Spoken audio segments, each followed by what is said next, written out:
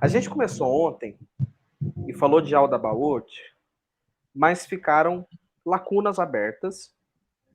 Então a gente vai continuar falando de Aldabaoth e explicar o conceito chave do gnosticismo na questão de você se ligar à gnose, se ligar ao conhecimento, sozinho. Porque a partir do momento que você entender quem te prende, você vai entender como se libertar de maneira sozinho. Então, o que é o Yaldabaoth? Ele é uma serpente com cara de leão. Veja a foto. Inclusive a foto da live. É uma serpente com cara de leão. Né? Yaldabaoth é uma divindade maligna e criadora do mundo material em várias seitas e movimentos gnósticos, às vezes representado como serpente teriomórfica com cabeça de leão. Ele é considerado o demiurgo e falso deus que mantém as almas presas em seus corpos físicos, aprisionadas no universo material. O nome é provavelmente derivado da expressão Jaldabaoth, que significa descendente do caos. Inclusive, isso aqui está fora de ordem, mas tudo bem. O gnosticismo originou-se no final do século I em seitas judaicas não rabínicas e primitivas cristãs. O gnosticismo apresenta a distinção entre o Deus mais elevado e incognoscível e o demiurgo, criador do universo material. Os gnósticos consideram a parte mais essencial do processo da salvação como sendo esse conhecimento pessoal, em contraste com a fé como uma visão de sua cosmovisão, juntamente à fé na autoridade eclesiástica. No gnosticismo, a serpente bíblica no jardim do Éden foi elogiada e agradecida por trazer conhecimento. Ela trouxe a gnose a Adão e Eva, e assim libertar-nos do controle do malévolo demiurgo.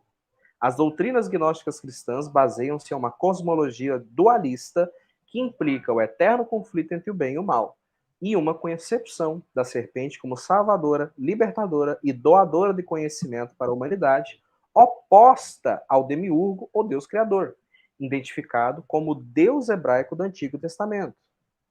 Os cristãos gnósticos consideram o Deus hebreu do Antigo Testamento como um Deus mau, falso e criador do universo material. E o Deus desconhecido do Evangelho, o Pai de Jesus Cristo e Criador do mundo espiritual, como Deus verdadeiro e bom.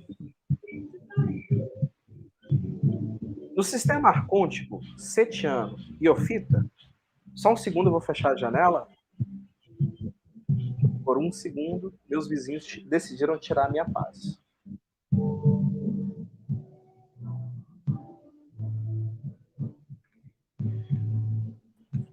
Melhorou? Ou tem som ambiente ainda, Israel? Oi? Melhorou ou tem som ainda? Melhorou. Não, perfeito. Tem som aqui, tem. Mas é pouco, né? O Deus desconhecido do Evangelho, o Pai de Jesus Cristo e Criador do mundo espiritual, como o Deus verdadeiro e bom, ao passo que o Deus hebreu do Antigo Testamento era mau e falso. Dos sistemas arcônticos, Setiano e Ofita e Aldabaoth, Yahvé, é considerado o malévolo demiurgo e falso Deus do Antigo Testamento, que gerou o universo material e mantém as almas presas em corpos físicos, aprisionadas no mundo cheio de dor e sofrimento que ele criou. No entanto, nem todos os movimentos gnósticos consideravam o criador do universo material como inerentemente mau ou malévolo.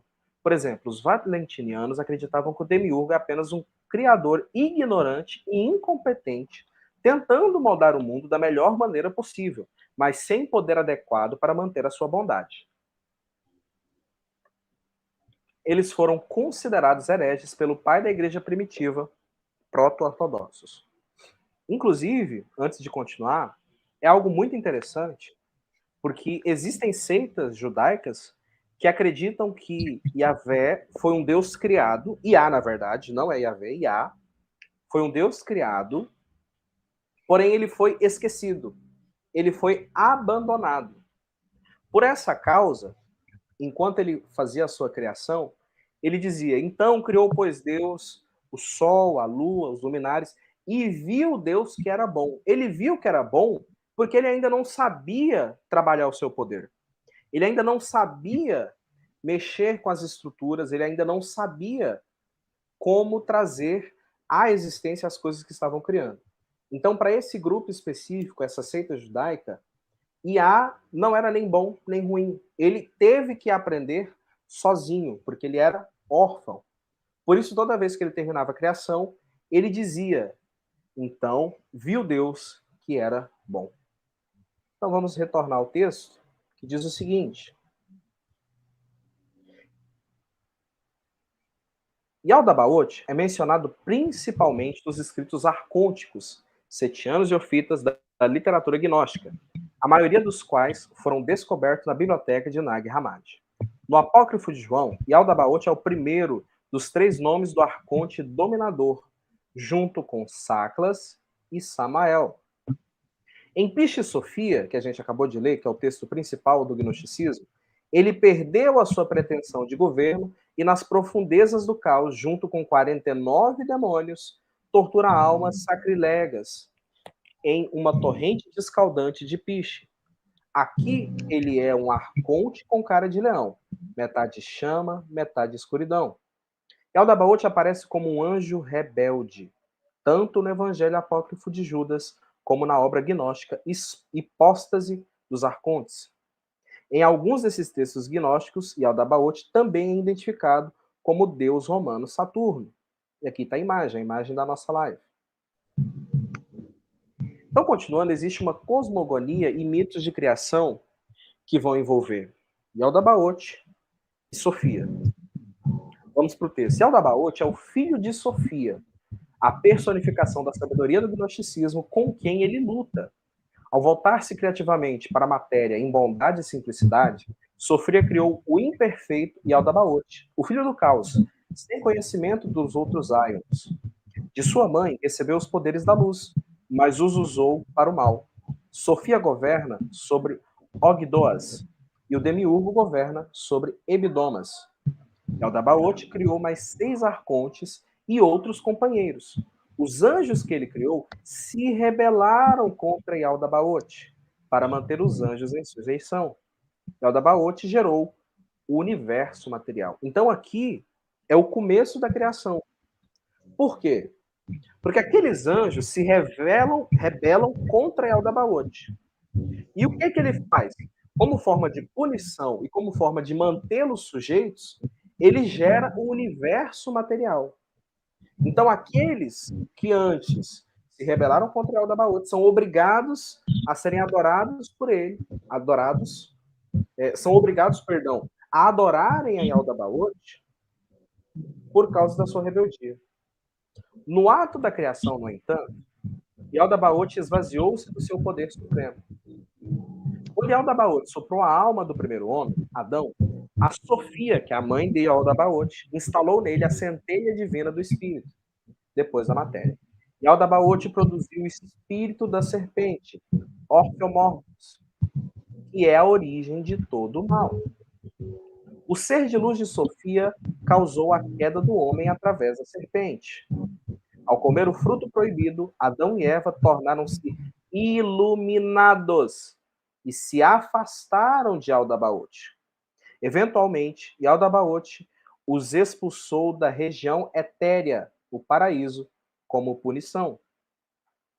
Yaldabaoth continuamente tentou privar os seres humanos do dom da centelha de luz que ele havia perdido involuntariamente para eles, ou mantê-los em cativeiro. Como castigo, tentou fazer com que a humanidade o reconhecesse como Deus. Por causa de sua falta de adoração, ele causou o dilúvio sobre a raça humana, da qual Sofia resgatou Noé. Yaldabaoth fez uma aliança com Abraão, na qual ele era obrigado a servi-lo junto com os seus descendentes.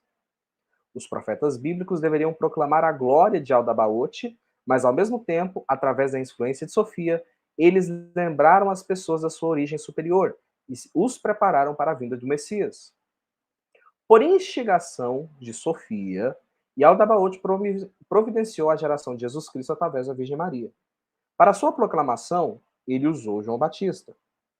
No momento do batismo organizado por Yaldabaoth, Sofia, novamente a mãe de Yaldabaoth, assumiu o corpo de Jesus E através dele ensinou às pessoas que o seu destino era o reino de luz, o mundo espiritual, e não o reino de trevas, que é o mundo material. Somente após o seu batismo, Jesus recebeu poderes divinos e pôde realizar milagres. Mas como Jesus destruiu o seu reino em vez de promovê-lo, Yaldabaoth o crucificou. Antes do seu martírio, Cristo escapou da casca corporal e retornou ao mundo espiritual.